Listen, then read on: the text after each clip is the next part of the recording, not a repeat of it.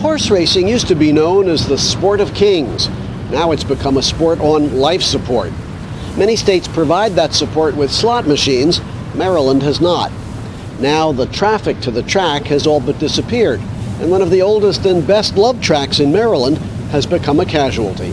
Rosecroft Raceway was never the richest or fanciest track in town, but it had heart and soul and a big following in the standard-bred industry, the trotting races that were more for every man and woman than the Triple Crown of the thoroughbreds.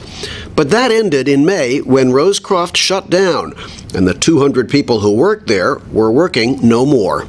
Just the other day I was riding through the backstretch and actually all the facility. And it kind of brought a tear to my eye because, I've been here 17 years. It's never been this desolate. Steve Brodus was Rosecroft's director of security. And to see all this, all the horses gone, the people gone, nobody here, it's devastating to me. It really is. Rosecroft sits just off the Washington Beltway in an area where it was the bright spot, and now it's dark. The hurt is hardest for the people who used to work there. 200 and some odd that were let out the front doors on our last night of racing, and now, in large measure, unable to find new jobs. And where are they? They're now wards of the state. Rosecroft won't die quietly, won't go gently into the night. The employees and the trainers and the horsemen and the jocks won't quit trying, but they need a break. We desperately need help here at Rosecroft. The harness industry needs help. How bad have things gotten? How far have they fallen? I used to have 14, 15 head of horses. I shipped to Rosecroft all the time. Race settlement, I raced it. The thing with it, I used to train 30 head of horses out. Now I'm down about 8 or 9 horses now. Well, where are the slots? So, where are the slots? Mark Vogel used to own Rosecroft. He poured money into it, lost most of it, but wants to try again.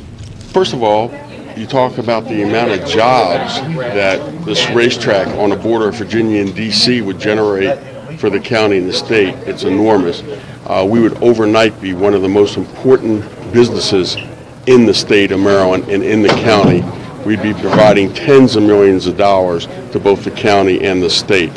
But Vogel says he can't revive the track without help, and the O'Malley administration hasn't given him any. The President Governor hasn't done what he could have done to help us. The Speaker hasn't done what he could have done.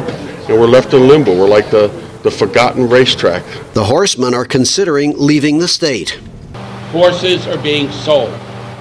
Farms are up for sale. I have some good news. Some farms have regrettably been sold. I am not very smart to live here. I should move out of this state. If something don't change, I'll probably have to.